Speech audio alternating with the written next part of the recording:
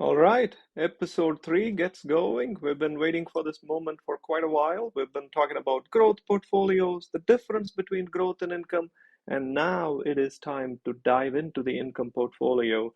So, in this episode, we're going to be talking about a couple of things. What is in an income portfolio? And then we'll review some buzzwords so you understand what the concepts are behind it. And then we're going to do a deep dive into treasuries. It is September 2022, and news about interest rate hikes have been everywhere. And it is a pretty fascinating time for you to grab a few treasuries if that is something you want to do. And we'll actually go through the individual steps of buying a treasury bond, and I'll show you how it works. So, with that in mind, here comes a few basics. I will not be reading these again and again in every show, but as I am sure you know by now, I am not a financial advisor. I'm not offering you financial advice. I'm making this an educational show and hoping that you will learn with me. Couple of basics to reiterate. What I offer to you is not wealth management advice. This is an educational show, and the rest you should be able to follow along if you've been watching our show the first couple of episodes. To recap, growth and income investing have two main differences: the appetite for risk, the steady income versus the bounty in the growth investment philosophy, and the time to yield, which is another major concept. So, that is really what we're going to dive deeper into this show right now. You may or may not remember we talked about the tomato farmer and the lobster farmer. The tomato farmer has their own decisions to make. They can control soil, water, seeding, as you may remember, and no tomato farmer can control sunlight or electricity. Now, you can put it in a hot house and say, gee, I control temperature, but then there may be a power cut. And after a few hours or a few days, then you are at the mercy of nature. The reason I highlight the fact that even in a hothouse, the farmer is at the mercy of nature is to illustrate the point that there are things you can control in fixed income investing. But at the end of the day, there are things that you cannot control and you have to accept that risk. Last but not the least, please make sure you plant early. Please make sure you invest early if you're a tomato farmer. And the income investor similarly has decisions to make as well and accept certain risks and not the other risks. They can control subject matter expertise. Do they know the industry that they are investing in? They can definitely control duration. Do they want to invest for a month, 3 months, 9 months, a year, and so on? And they can also choose to buy or not buy at a particular amount.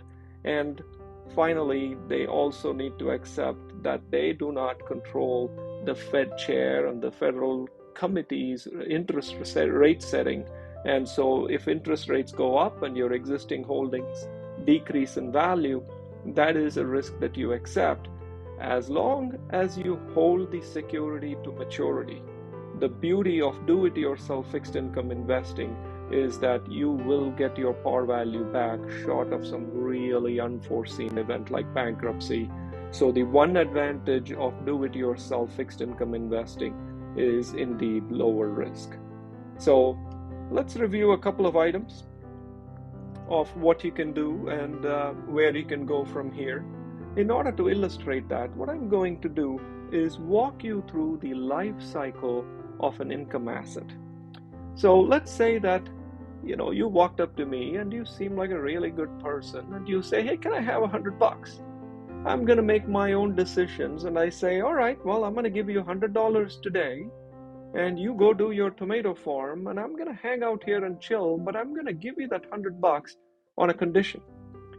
Every 6 months or so, you're going to give me $2 and I'll be patient. And at the end of your harvest or at the end of the specified time that you and I agreed upon, I'm going to say I'm done and you are going to give me back the $100 in full in addition to the couple of bucks that you gave me every 6 months or so. To review this one more time, the concept here is pretty simple. I, the creditor, give you, the person borrowing the money, a certain amount up front. You agree to give me an interest payment at a certain frequency, and I wait. As long as you keep paying me the interest payment at the agreed upon frequency, life is good. I then eventually wait for our agreement to lapse. Maybe I agreed to give you that loan of $100 for 3 months, 9 months, a year, and at the end of that term, you are going to give me back the $100 I gave you as well. It is that simple. If you understand this concept, the rest of it should flow very easily. And so let's review how we build upon this fundamental concept as we go along. Let's take a bank CD that I'm assuming many of us, including myself, have put money in before, because that is a concept everybody understands. You give the bank $100 up front. You then wait. The bank's tomato farming is really lending to other people at a higher interest rate. And you accrue interest in a CD or a certificate of deposit, but you can't touch that money. It kind of sits there. And eventually, when your CD matures, you get paid the $100 plus your interest. So in all reality, the bank certificate of deposit is indeed a fixed income asset. It's a very simple fixed income asset. You and I have bought it before and we understand it. So now let's try and extend it a little bit to figure out where we go from here.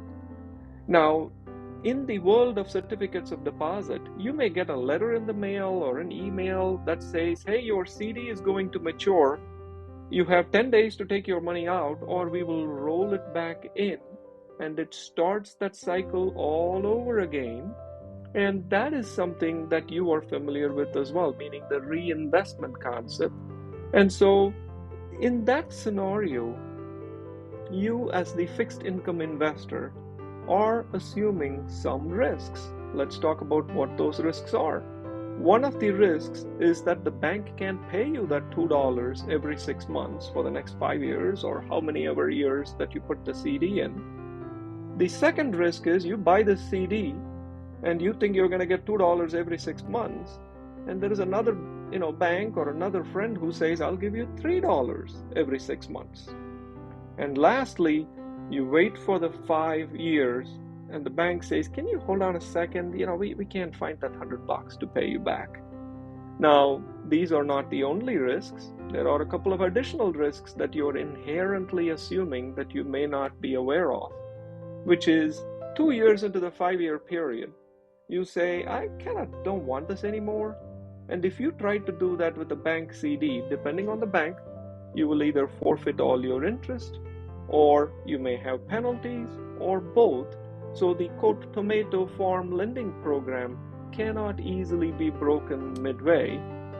And it happens on the rare occasion the person borrowing the money may disappear from the face of the earth through bankruptcies or other reasons beyond your control, catastrophes and so on.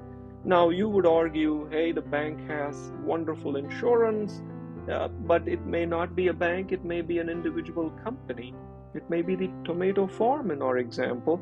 So if the entity borrowing from you disappears, you do lose the investment that you made.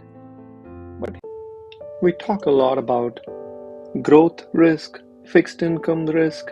I thought I would talk to you a little bit about marriage risk, because believe it or not, there is risk in marriage as well. It may end up being a good risk, who knows? Because there are studies done by Time magazine that actually say that being married gives you better heart health. So great job, married folks. Wonderful. But wait a second. There is another study done by the National Institute of Health that actually shows that in the long run, marital quality actually predicts poorer health. So maybe the single people did the right thing.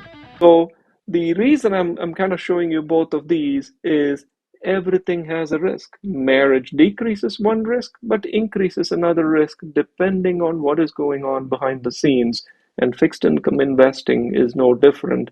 You always have certain risks, but arguably lower risks with tomato farming than lobster farming. Let's go on to the next chapter. Thank you for listening to Yield Nerd, a do it yourself show for yield accumulation and management.